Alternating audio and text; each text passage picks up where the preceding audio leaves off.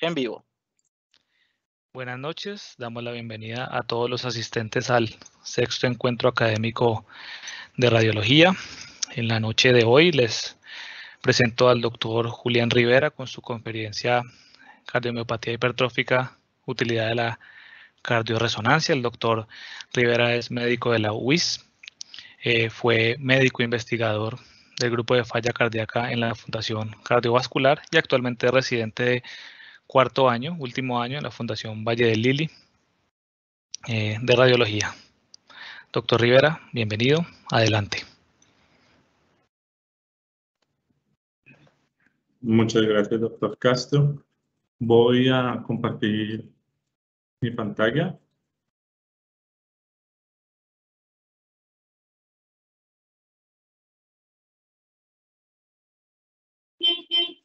Listo. Hoy vamos a hablar de cardiomiopatía hipertrófica y la utilidad de la cardioresonancia. Esta es una patología que no solo como patología me parece muy interesante, sino que nos permite ver cómo la resonancia magnética se ha venido abriendo espacio año tras año en la cardiología. Y pues esto lo vamos a ver durante toda la charla, cómo impactamos hoy en día en esta patología. Tenemos que tener en cuenta que hace parte de las cardiomiopatías no isquémicas. Estos se definen como cualquier disfunción mecánica o eléctrica que puede llevar a hipertrofia ventricular y dilatación del corazón, y generalmente son por causas genéticas. Entonces tenemos que se clasifican entre las no isquémicas en primarias y secundarias. Secundarias, cualquier patología sistémica que pueda comprometer el corazón, y primarias, aquellas que son propias pues, del corazón. Entre ellas tenemos causas genéticas adquiridas y combinadas, siendo la cardiomiopatía hipertrófica una de las causas genéticas. En epidemiología vamos a ver que es la más frecuente de las cardiomiopatías, y con una incidencia de 1 en 500, ya la displasia ritmogénica del ventrículo derecho ya va a ser de 1 en 5000. Y lo importante de estas patologías es que van a tener una alta tasa de mortalidad anual, pues 25.000 muertes anuales, y la segunda causa de muerte súbita. Y esto va a ser muy importante porque creo que todos vamos o hemos visto noticias como estas. Estas son solo noticias que encontré de este año, donde en España muere un árbitro en pleno partido de fútbol.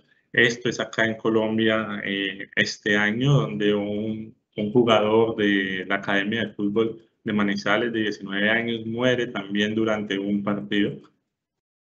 O esta otra donde un futbolista también muere durante un partido de fútbol. Pero noticias como esta que les tengo a su izquierda es la que me parece que impacta un poco más. El joven que aparece de blanco, él muere en 2018 durante un entrenamiento de ciclismo, y pues una muerte súbita.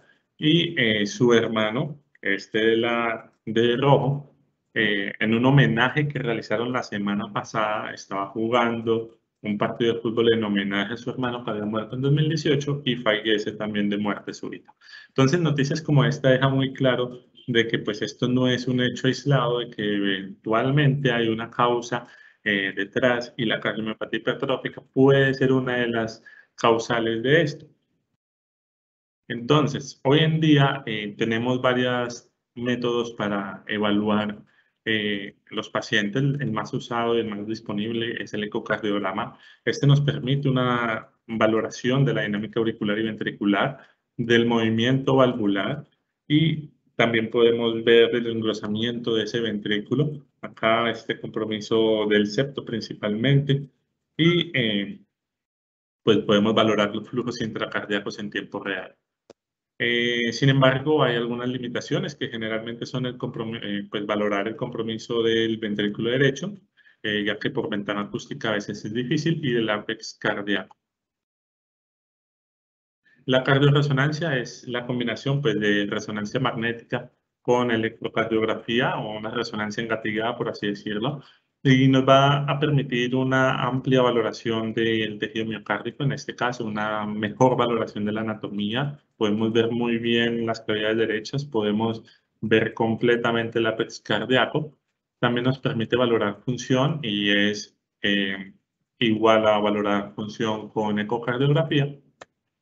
Pero ya empezamos a ver cosas que de pronto la ecocardiografía no nos puede dar con tanto detalle, como la valoración de la fibrosis, antes llamado viabilidad cardíaca. También podemos hacer caracterización de tejidos. A veces la fibrosis no es focal, sino es difusa, una fibrosis más intersticial. O pueden haber patologías que puedan confundir y podemos caracterizarlas muy bien con los mapas de T1, de T2 y T1 post-contraste. Adicionalmente, nos permite hacer perfusión miocárdica para valorar pues, áreas de isquemia inducida, y también nos permite ver, hacer valoración de flujo, no solo pues, de velocidades y gradientes de presión, sino también podemos ver el sitio exacto donde se está haciendo la obstrucción y la dirección de ese flujo turbulento hacia dónde va a dirigir. Es así como en 2010 se reúnen estas sociedades científicas, la Asociación Norteamericana de Imagen Cardíaca, el Colegio Americano de Radiología, el Colegio Americano de Cardiología, la Asociación Americana del Corazón y la Sociedad de Resonancia Magnética Cardiovascular, y establecen estas 6 causas para valorar resonancia magnética, eso en pacientes con disfunción o hipertrofia del ventrículo izquierdo de origen no isquémico. Entre esas, pues está la evaluación de la cardiomiopatía dilatada en pacientes con coronarias sanas, pacientes que tienen enzimas cardíacas positivas pero sin aterosclerosis en la angiografía, sospecha de amiloidosis u otras enfermedades infiltrativas, cardiomiopatía hipertrófica, displasia reumatoidea del ventrículo izquierdo y síncope o arritmia ventricular. Y pues queda claro de que desde el 2010 se ha venido recomendando la resonancia magnética cardíaca para la valoración de la cardiomiopatía hipertrófica. Entonces, durante estos minutos que nos quedan, quiero dejar claro que vamos a ver, cuáles van a ser las características de la resonancia magnética del corazón para la cardiomiopatía hipertrófica, qué papel juega hoy en día en el algoritmo diagnóstico, y establecer también factores predictores o marcadores de riesgo de desenlace adverso, y ver qué hay o qué se está evaluando sobre la valoración prequirúrgica con cardioresonancia. Entonces hay que recordar que esta patología tiene un patrón de herencia dominante.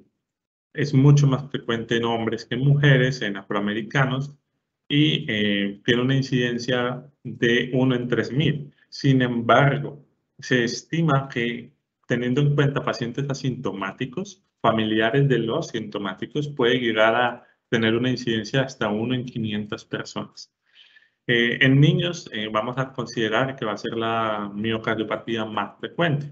¿Y qué vamos a encontrar? Típicamente una hipertrofia del ventrículo izquierdo, que puede ser simétrica, pero hipertrofia del ventrículo izquierdo con deterioro en la función diastólica, pero sin deterioro en la función sistólica ni dilatación de cavidades. Eso es lo típico.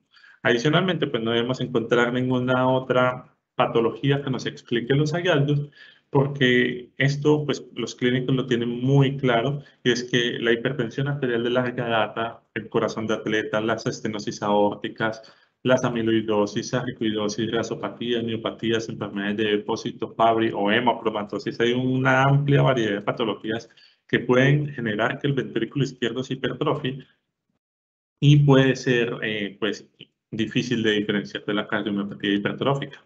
Y en esto la resonancia ha mostrado un muy buen papel, que vamos a analizar con mayor detalle en los siguientes minutos.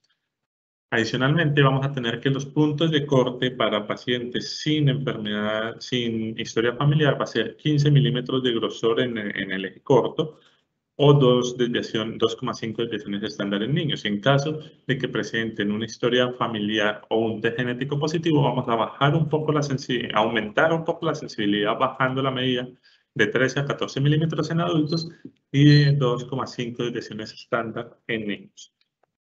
Asimismo, pues acá para recordarles que hay mucho paciente asintomático, pero cuando da síntomas, los síntomas suelen ser de falla cardíaca. ¿Por qué falla cardíaca? Porque como vemos en la imagen, acá hay un engrosamiento pues, de la base del ventrículo izquierdo, la zona basal de ese septo interventricular. Esto nos está generando acá una disminución del tracto de salida del ventrículo izquierdo, y vemos cómo la sangre se acelera justo en esa zona. no se acelera en la aorta acá, se acelera acá en el tracto de salida. Y al acelerarse, pues en casos graves esto puede generar obstrucción y va a generar una falla cardíaca. También vamos a ver que muchos pacientes van a cursar con muerte súbita, que en general es una tasa de 1% anual, una mortalidad del 1% anual, pero vemos como en niños aumenta del 4 al 6% anual y esto va a ser importante para la toma de decisiones más adelante. Adicionalmente, para recordarles pues el patrón de herencia, donde si hay un padre con la enfermedad, el 50% de la descendencia la va a tener también. Vamos a tener que hay múltiples, y son múltiples acá en la imagen, vamos a ver todas las mutaciones que se han descrito. Las más frecuentes van a ser estas dos, la cadena pesada de la beta-miosina y la proteína C que se liga con la miosina. Esas dos van a representar casi que el 80% de los genes comprometidos. Sin embargo, hay que tener en cuenta que hasta el 40% de los pacientes no tienen una mutación identificada ni un familiar afectado. Estos son los llamados casos de miocardiopatía hipertrófica no familiar y tienen una expresión bimodal, uno en la niñez y adolescencia y uno en la edad media. Entonces podemos tener pacientes que tienen el genotipo y el fenotipo, que serían los sintomáticos, pero también podemos tener pacientes que tienen el genotipo, pero todavía no tienen el fenotipo, que van a ser asintomáticos, y pacientes que tienen el genotipo, no tienen cambios morfológicos, pero ya empiezan a presentar cambios en el electrocardiograma. Esta es una amplia variedad de espectros que no todos los podemos valorar pues por ecocardiografía. Y pues para tener claro cuál es qué es lo que está pasando a nivel histológico, a su izquierda imágenes de un corazón normal y a la derecha de un corazón con cardiomopatía hipertrófica. Y vemos en esta imagen macroscópica cómo el grosor del miocardio es normal y simétrico. Y la disposición de los cardiomiocitos es horizontal, en paralelo, muy ordenados, mientras que en esta otra imagen vemos ese engrosamiento marcado de todo el ventrículo izquierdo que también compromete el ventrículo derecho.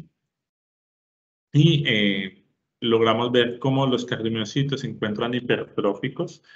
Ya esa disposición horizontal, ordenada, paralela, no está.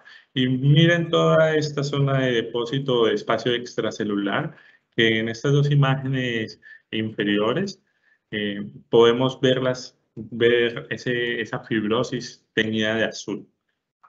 Adicionalmente, vamos a ver cómo se están comportando estas arteriolas, que son de la circulación coronaria.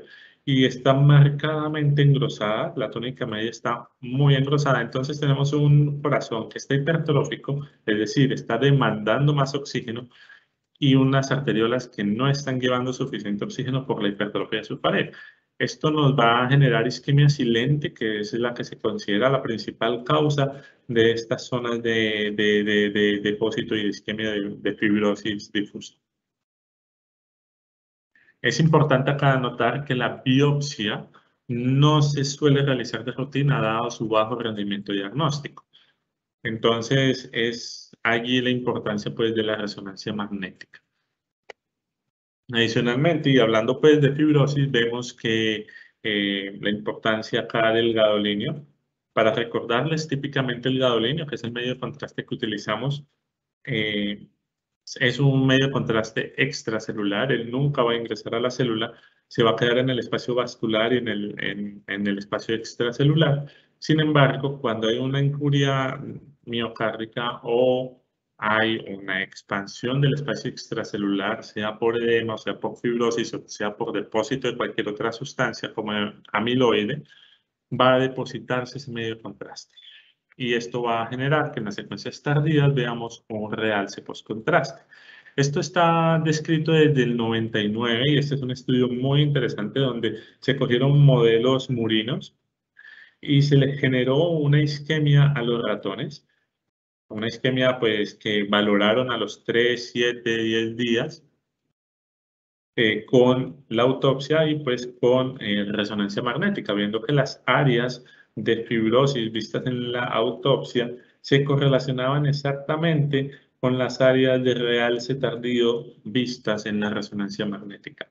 Esto pues nos dejó claro que en este contexto el realce tardío va a significar cicatriz y fibrosis, y la importancia de esto es porque esas áreas de cicatriz y fibrosis van a significar un sustrato para taquicardias ventriculares. Esto nos genera un factor de riesgo de muerte súbita y de descarga desfibrilador. El realce tardío, y aprovechando pues hablando del realce tardío, no solo nos permite esa caracterización de fibrosis, sino que también dependiendo del patrón de realce podemos hablar si se trata de una cardiomiopatía isquémica o si estamos ante algún evento no isquémico, y dependiendo del evento no isquémico y del patrón de realce podemos encontrar que si es en la zona media, en el epicardio o en el endocardio, nos va a dar diferentes diagnósticos diferenciales. En este caso, pues lo típico es que la cardiomiopatía hipertrófica genere áreas de realce parcheado que comprometen principalmente la mitad del miocardio. Sin embargo, puede extenderse tanto a la zona del endocardio como del epicardio, pero van a ser así zonas aleatorias, parcheadas y heterogéneas. No vemos un realce muy homogéneo, sino un realce muy heterogéneo. Adicionalmente, hablando de fibrosis, en su imagen de la derecha, un corazón sano, donde el color de los mapas de T1 es muy homogéneo y los valores son menores de 1000 para nuestro equipo de 1,5 Tesla.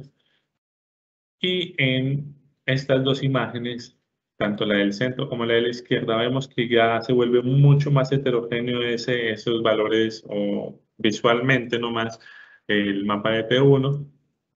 Sin embargo, cuando se hace la valoración cuantitativa, pues eventualmente también van a estar elevados, lo que nos habla de una fibrosis difusa.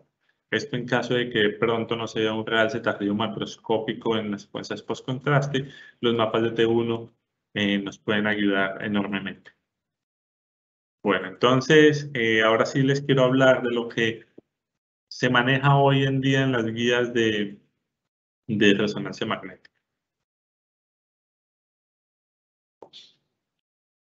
Estas fueron las guías que salieron el año pasado de la AHA y el American College of Cardiology para el diagnóstico y tratamiento de pacientes con miocardiopatía hipertrófica. Entonces, esta es la parte donde ellos mencionan la indicación de resonancia magnética.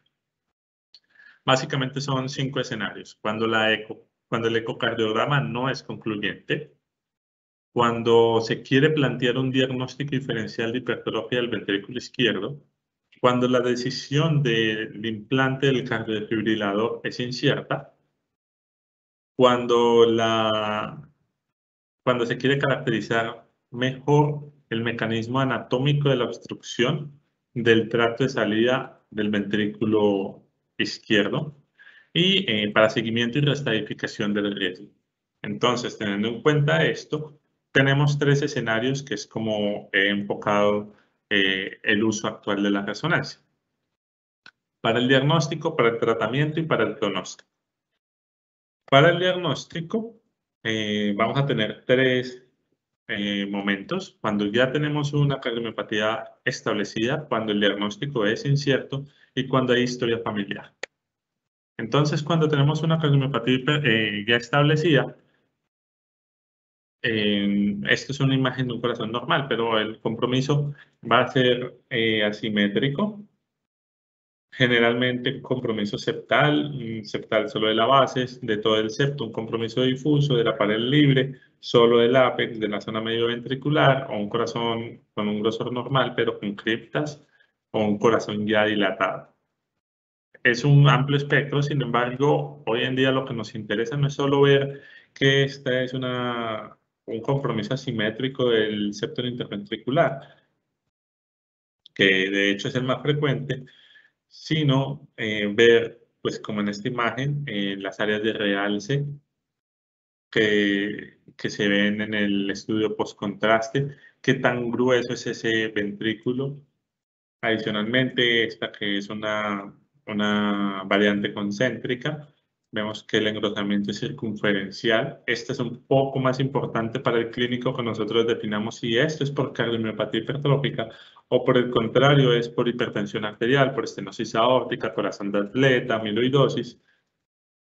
También vamos a tener esta variante que es la apical, donde el compromiso es del ápex cardíaco. Vemos que las zonas basales están de un grosor normal.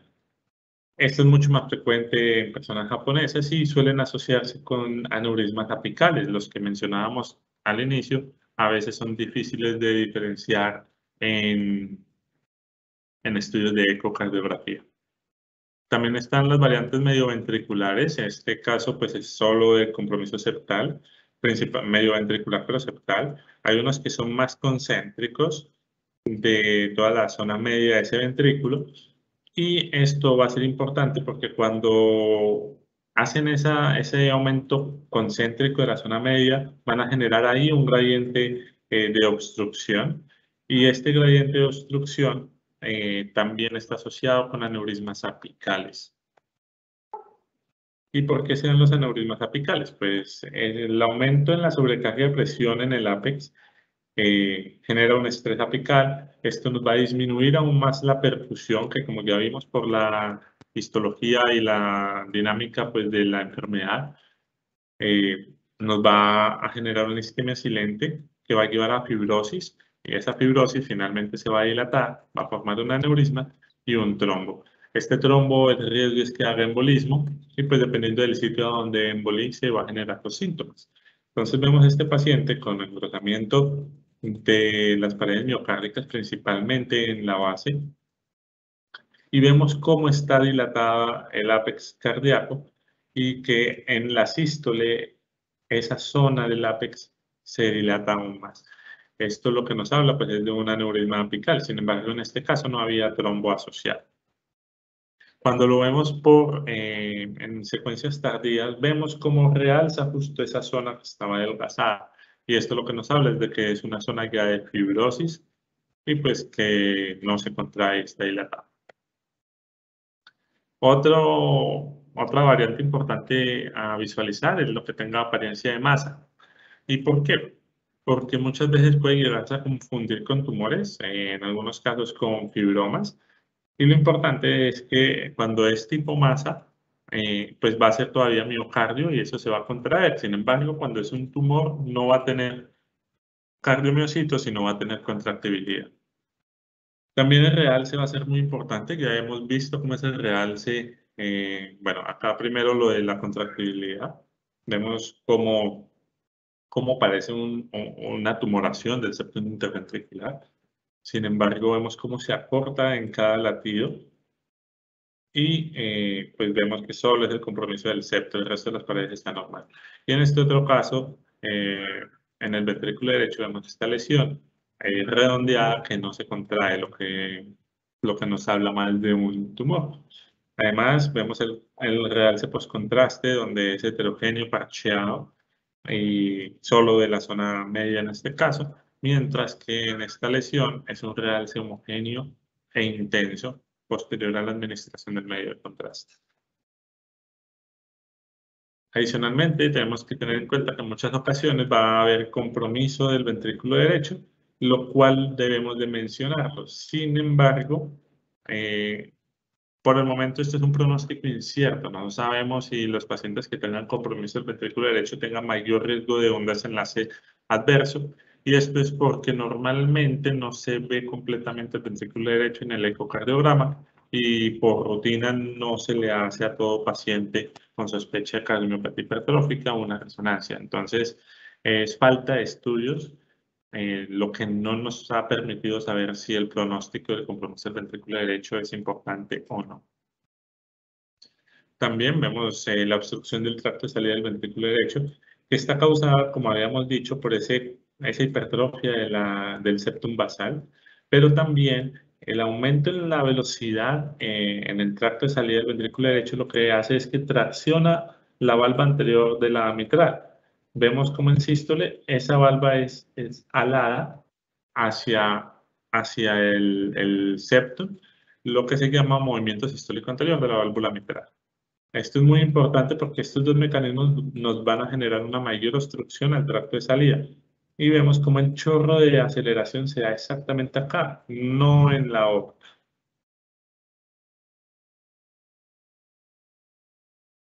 Esto lo podemos valorar no solo en secuencias de cine, sino en secuencias de gradiente de fase. En este ejemplo, un gradiente de fase en el plano, donde nos puede dar una idea de la dirección del flujo, y también un gradiente de fase a través del plano, donde es más importante valorar las velocidades y los gradientes de presión. Adicionalmente, pues este movimiento sistólico anterior, cuando la valva anterior es alada hacia anterior, va a generar una insuficiencia funcional pues, de la mitral. Entonces vemos este chorro de insuficiencia que típicamente está dirigido hacia la pared posterior de la aurícula izquierda. Esto va a ser importante porque nos va a generar dilatación de la aurícula izquierda, y esa dilatación nos puede favorecer fibrilaciones auriculares, lo cual tiene un significado clínico importante. Adicionalmente, como mencioné al inicio, lo típico es que no haya una disfunción sistólica, sino diastólica. Y esta función diastólica va a ser por el desorden de los miocardiocitos, por la fibrosis, que nos van a conferir una mayor rigidez, y por la distorsión de la morfología del ventrículo izquierdo dado por esa hipertrofia. Esto nos va a llevar a una disfunción sistólica que incluso puede verse antes que la hipertrofia. Lo que hacemos normalmente es valorar el tamaño, una valoración indirecta, valorando el tamaño de las aurículas. Entonces vemos acá cómo hay un aumento pues, del tamaño de todo el corazón, principalmente de las aurículas, y vemos este chorro de insuficiencia mitral y explicamos el por qué puede ser la causa de esa insuficiencia mitral. Lo que hacemos es calcular las áreas de ambas aurículas y de la aurícula izquierda, no solo en el cuatro cámaras, sino en el eje largo del ventrículo izquierdo. Y pues vamos a calcular el volumen dependiendo pues de la edad, del género y del peso, del área de superficie corporal. Ya cuando encontramos un paciente con disfunción sistólica, que no es lo típico, ya estaríamos hablando de la fase de burnout, que pues es eso, un paciente con cardiomiopatía hipertrófica y una FEBI menor del 50%. Esto es importante porque estos pacientes ya no vamos a tener ese engrosamiento tan severo. Como se ha ido dilatando, pues el engrosamiento va a bajar, ya se va a ver un poco más adelgazado. Vamos a presentar aumento en las dimensiones de fin de sístole, lo cual no veíamos inicialmente, y de fin de diástole, evidentemente. Y va a disminuir o a desaparecerse incluso esos gradientes en el tracto de salida del ventrículo izquierdo. ¿Cuál es la importancia clínica? Pues que estos pacientes van a tener una mayor mortalidad. Si hablábamos antes de un 1%, estos pueden tener hasta un 11% al año. Sin embargo, la progresión va a ser variable. No es que todos se deterioren en 2 años, sino es una progresión variable. Vamos a tener dos patrones típicos, uno dilatado, donde es una dilatación del ventrículo izquierdo con falla cardíaca, y uno restrictivo, donde el ventrículo izquierdo va a tener un tamaño normal, pero lo que vamos a tener es una dilatación atrial y falla cardíaca. Entonces vemos a este paciente con cardiomiopatía hipertrófica ya conocida. Vemos en estas secuencias de cine en 4 cámaras y eje corto cómo está hipokinético todo el ventrículo izquierdo, y nos da una fracción de eyección del 26%. Esto nos habla claramente de un paciente en fase de burnout. Esto con respecto a los pacientes con ya diagnóstico de cardiomiopatía hipertrófica, que es lo que normalmente vemos. Pero ahora, teniendo en cuenta las posibles fenocopias, que estos son diagnósticos diferenciales, ¿qué vamos a tener en cuenta? Bueno, como les presenté al inicio de la charla, muchos atletas presentan muerte súbita. Entonces, ¿cómo voy a diferenciar yo si se trata de un paciente con un corazón de atleta o una cardiomiopatía hipertrófica? Bueno, la imagen que traigo es evidentemente un paciente atleta. Entonces, lo típico es que tenemos un corazón con paredes que pueden ser levemente engrosadas y que va a tener volúmenes aumentados. Eso es lo que tenemos típicamente, pero la fracción de eyección va a estar conservada. Igualmente, los mapas de tiempos de T1 van a ser normales y los realces tardíos van a ser normales. ¿Por qué? Porque no va a haber ninguna alteración estructural. Entonces, teniendo en cuenta ese grosor aumentado de la pared junto con la dilatación en fin de diástole, se establece este ratio que si es mayor de 0,15 nos va a hablar más de una cardiomopatía hipertrófica y si es menor, pues de un corazón de atleta. Entonces tengo estos tres casos para mostrar. A la derecha, el paciente que les mostré previamente, donde vamos a ver un corazón con volúmenes aumentados de 140 milímetros por metro cuadrado. El grosor es de 11 milímetros. No hay áreas de realce tardío y este era un paciente de 19 años, jugador competitivo de fútbol. El ratio nos da de 0,07, lo cual nos habla pues de una cardiomopatía de un corazón de atleta. Acá a su izquierda vamos a tener un paciente con engrosamiento, si ven, solo de la cara septal, pues del ventrículo izquierdo, con áreas de realce tardío. El volumen de fin de diástole es de 115 y el grosor de 24 milímetros. Esto nos da una relación de 0,2, mayor de 0,15, que era lo importante. Entonces, una cardiomopatía hipertrófica. Pero está el paciente del medio, el cual es el que nos suele generar dudas. ¿Por qué? Porque este es un paciente de 31 años, quien es deportista, menciona que hace atletismo, carreras de 100 metros, y que se ha venido sintiendo agitado posterior al ejercicio. Al ver las áreas de realce tardío, no hay zonas de realce, los mapas de T1 son normales, pero el grosor está aumentado en 15 milímetros y los volúmenes son normales. Cuando hacemos el ratio nos da mayor de 0,15, lo cual nos sugiere, a pesar de la ausencia de áreas de fibrosis macroscópica o microscópica, de que se trata de una cardiomopatía hipertrófica. Sin embargo, decirle a una persona atleta que tiene este diagnóstico puede ser el fin de su carrera. Por lo tanto, en estos casos que son algo limítrofes, lo que se sugiere es que a pesar de que por imagen sugiere cardiomopatía hipertrófica, se le puede plantear un seguimiento a 3 meses sin ejercicio. En esos 3 meses no debe hacer nada de ejercicio y volver a una segunda resonancia. Lo que se espera es que después de 3 meses sin ejercicio, ese engrosamiento en un paciente con corazón de atleta disminuya 15 a 33%. Si no disminuye, confirmamos diagnóstico. También vamos a tener que diferenciar ante pacientes con estenosis aórtica, quienes van a tener un engrosamiento concéntrico del ventrículo izquierdo. Es un paciente de 77 años con disnea y vemos pues cómo está hipokinético el corazón. Adicionalmente, vean cómo en este 3 cámaras, cómo hay un aumento en la velocidad de flujo justo en la aorta. Vemos que la aorta no se está abriendo completamente. Y si recuerdan todas las imágenes que les mostré previamente, el compromiso de la cardiomopatía hipertrófica no es la válvula, sino la región subvalvular, el tracto de salida, que acá lo vemos completamente normal. También en esta secuencia de cine vemos que el compromiso definitivamente es en la válvula aórtica. Entonces acá les traje pues la imagen de un paciente con cardiomopatía hipertrófica, donde la válvula se encuentra en esta localización y ahí no hay ningún problema. El problema es subvalvular, lo cual nos habla pues de que es un origen diferente. Los pacientes con estenosis aórtica también pueden tener áreas de realce postcontraste por el mismo mecanismo que hemos mencionado del aumento del gradiente de presión y podemos llegar a tener áreas de fibrosis posterior en los mapas de T1, de fibrosis intersticial en los mapas de T1. Entonces es muy importante diferenciar lo que vemos a nivel valvular, cuál es la causa real pues, de esa hipertrofia. Este es un paciente con cardiomopatía hipertensiva, 60 años, 2 días de disnea, angina y episodios sincopales. Vemos el corazón marcadamente aumentado de tamaño con un grosor de 23 milímetros de esas paredes miocárdicas.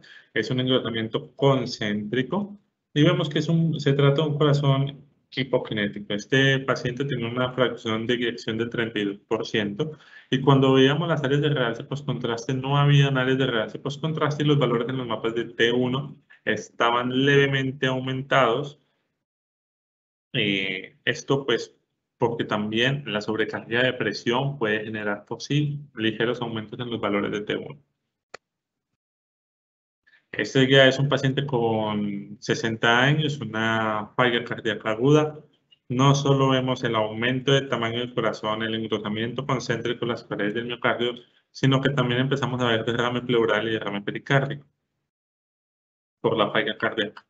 Cuando hacemos las secuencias de realce tardío, vemos cómo está el engrosamiento concéntrico de todo el ventrículo. Si recuerdan, en un inicio, cuando yo tengo un realce concéntrico subendocárdico, lo más frecuente es que sea amiloidosis.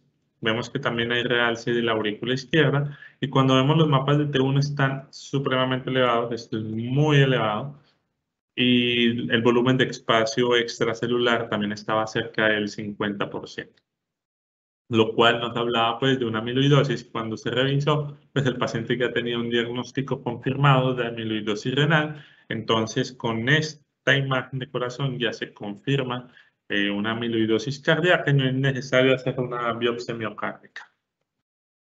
Ya pasando a un segundo ámbito, ya dijimos el de diagnóstico, vamos a hacer el de screening. Y esto es principalmente enfocado en pacientes que tienen historia familiar, pero ellos todavía no tienen ninguna patología.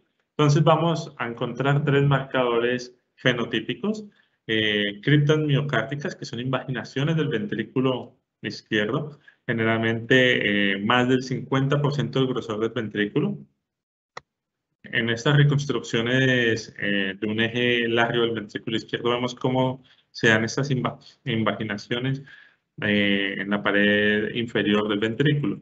Estas son criptas miocárdicas que son muy frecuentes, estas de acá, que son muy frecuentes en pacientes fenotipo negativo, fenotipo positivo, fenotipo negativo. Sin embargo, hay que tener en cuenta que hasta un 6% de los controles normales pueden tenerlas también. Vamos a encontrar también valvas mitrales elongadas.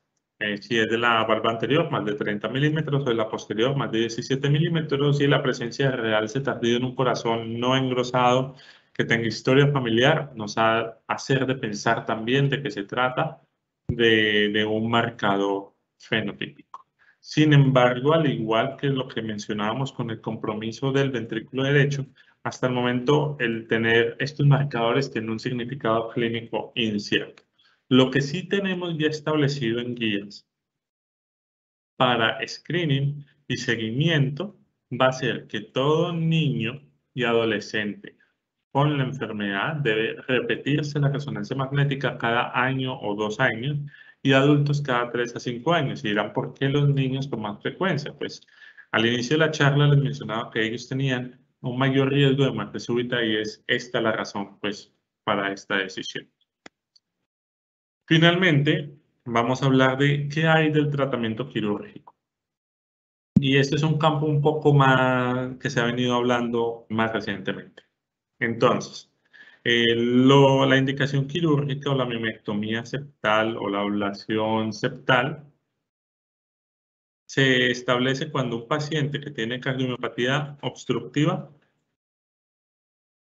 tiene ya manejo clínico con vasodilatadores y no responde a este manejo clínico y sigue sintomático, se debe optar pues, por la ablación.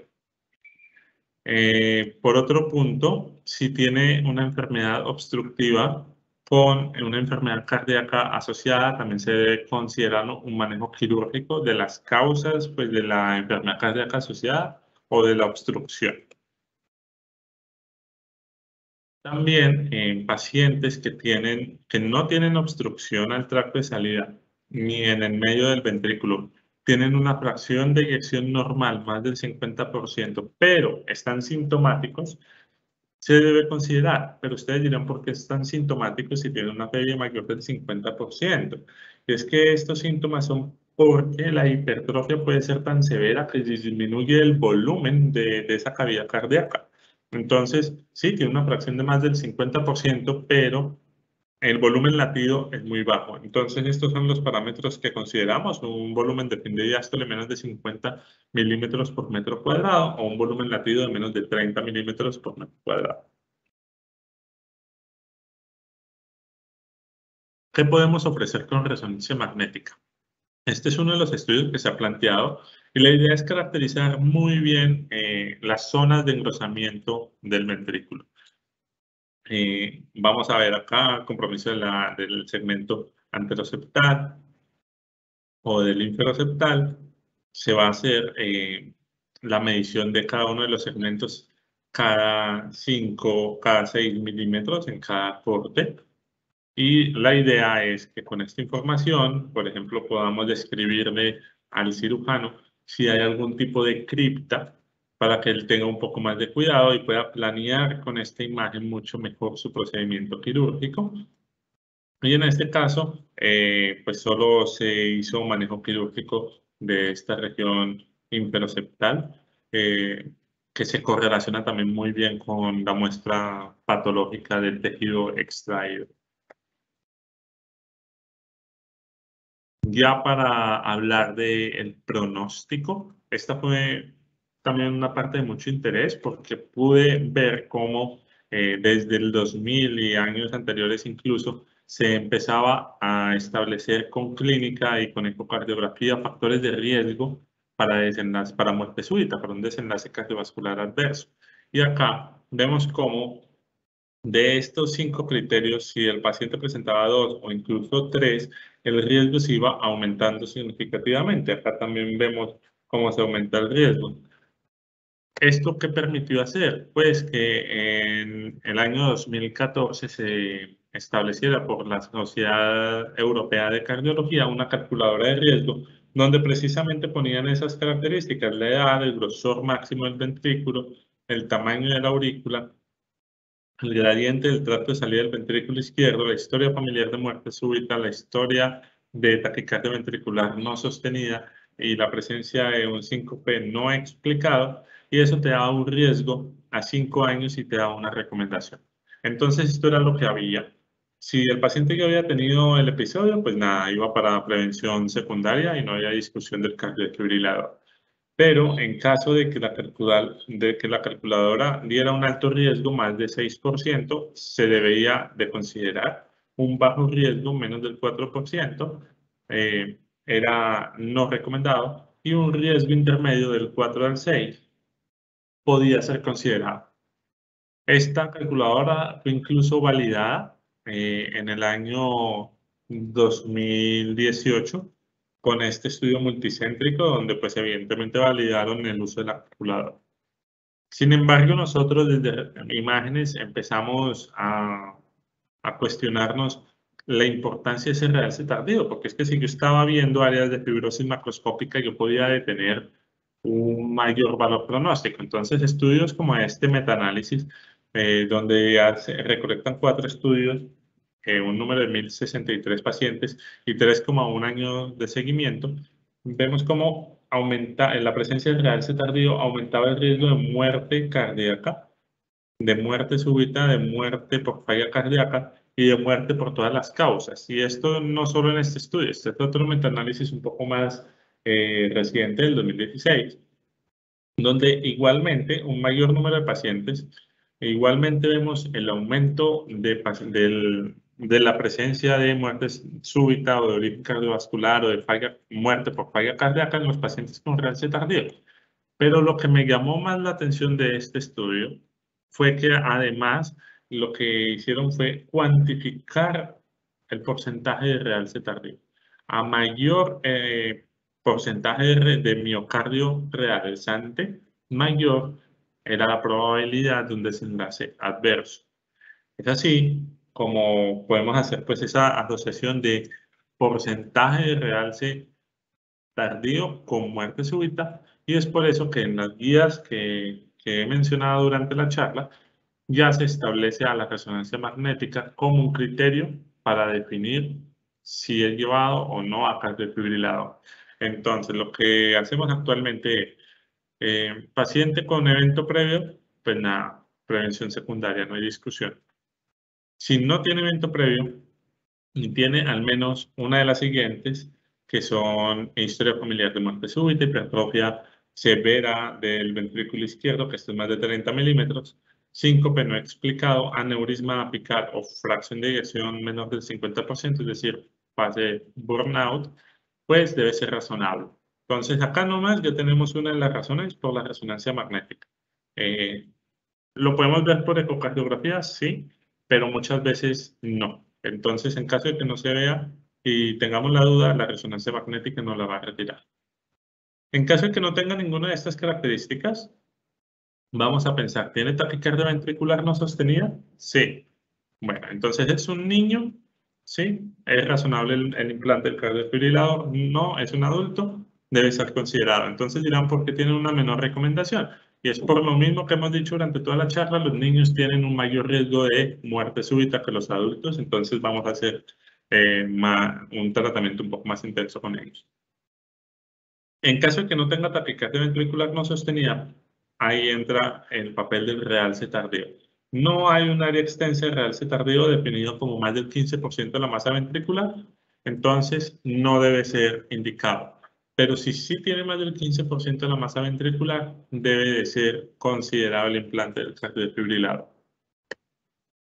Entonces, espero que durante toda esta charla, que la verdad me emocionó mucho hablando del tema, haya quedado pues claro que la alta resolución espacial que podemos tener en la resonancia magnética, la caracterización de tejido que nos permiten las diferentes técnicas que usamos, nos van a permitir no solo caracterizar la cardiomiopatía hipertrófica, sino diferenciarlo de las fenocopias, que esto es algo muy importante que quiere ver el clínico. Además, podemos visualizar áreas que de pronto con el ecocardiograma son más difíciles de ver, como la completa valoración del ápex y del ventrículo derecho. Y además, vamos a poder caracterizar también el gradiente del tracto de salida del ventrículo izquierdo, las zonas de mayor compromiso, para tratar de dar una mejor respuesta de la valoración prequirúrgica. Y es útil además para la cuantificación de fibrosis y toma de decisión de implante del cardiofibrilador. Bueno, muchas gracias. Esta fue la bibliografía que revisamos y pues estaré pendiente a las dudas. Muchas gracias, doctor Rivera. Excelente charla, muy completa, ilustrativa, donde nos lleva pues prácticamente por un viaje educativo por esta interesante entidad. Tenemos una pregunta, aunque ya se mencionó durante la charla, la voy a formular para que aclaremos de pronto las dudas.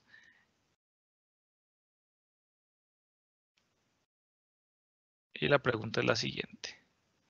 ¿Cómo se realiza el diagnóstico diferencial con el corazón de atleta?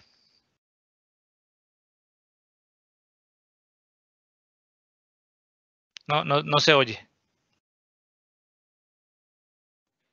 Listo. Como lo mencioné, esas eran una de los puntos más importantes, pues porque impactan no solo en la vida, en la salud de una persona, sino en todo su recorrido deportivo. La idea es que el corazón de atleta, si bien puede verse engrosado el ventrículo izquierdo, no va a ser tan marcado ese engrosamiento ventricular. Y los volúmenes diastólicos van a estar marcadamente aumentados. Mientras que en la cardiomiopatía hipertrófica el engrosamiento del ventrículo va a ser mayor y normalmente no está dilatado como si lo está en el corazón de atleta. Eso que nos permite hacer una relación. Un corazón está dilatado, engrosado, pero no tanto, y el otro no está dilatado y muy engrosado. Esa relación entre la dilatación, es decir, el volumen de fin de diástole, y el grosor de la pared, nos va a permitir hacer un diferencial. El punto de corte sería 0,15. Sin embargo, pues tenemos otras estrategias, como la presencia de realce tardío, áreas de fibrosis, que nos representa áreas de fibrosis. El corazón de atleta no tiene que tener áreas de realce tardío. Y los mapas de T1. Esos mapas de T1 lo que nos representan es fibrosis intersticial. En estos casos, pues, en el corazón de atleta es un corazón sano, que está aumentado de volumen por la demanda del ejercicio, pero es un corazón sano. Entonces no tiene que tener ni realce tardío ni alteración en mapas de T1. Lo que tiene es engrosamiento del ventrículo y aumento en los volúmenes. Entonces, si encontramos un paciente con realce tardío o con aumento en los tiempos de T1 o con esa relación del volumen de fin de diástole con el grosor de la pared, estaríamos enfrente de una cardiomiopatía hipertrófica sin duda. Pueden haber casos de borderline, como el paciente que mostré en la mitad, donde es un paciente atleta, no tiene fibrosis ni macroscópica ni intersticial, pero no está dilatado y está engrosada la pared. En caso de dudas, vamos a plantear un seguimiento a 3 meses sin ejercicio. Si no hacen, o sea, nada de ejercicio, tiene que dejarlo. En esos 3 meses debe haber disminuido del 15 al 30% el grosor de la pared. Si disminuye, era un corazón de atleta. Si no disminuye, era una cardiomiopatía hipertrófica. Espero pues haya quedado claro esa diferencia porque es muy importante tenerla en cuenta. Sí, excelente respuesta, Julián. Queda claro pues completamente la diferencia, y como lo mencionaste, pues es muy complejo para un deportista pues prácticamente dañarle sus sueños de carrera profesional o alto rendimiento. Bueno, tenemos una pregunta, ya la leo. Dice, ¿la medida de flujo se realiza mejor in-plane o through-plane en la región subvalvular aórtica? Es mejor through plane, es decir, a través del gradiente. Sin embargo, como nosotros el true plane lo ponemos perpendicular a la dirección del chorro. Digamos que es bueno tener el in-plane, que es el longitudinal, donde vemos todo el chorro de lado a lado, para definir en qué posición poner el true plane. Pero para medir las velocidades y los gradientes lo hacemos true plane.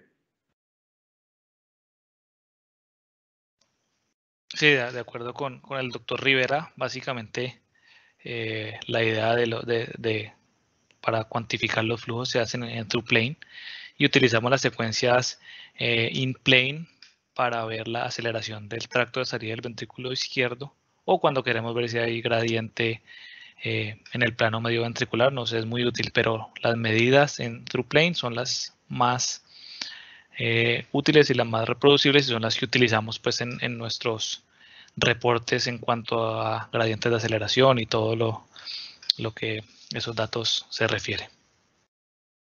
Bueno, no tenemos más preguntas. Agradecerle al doctor Rivera nuevamente por su charla, por su tiempo, y invitarlos a todos a la próxima charla, el próximo encuentro académico, que será en el mes de julio. Muchas gracias.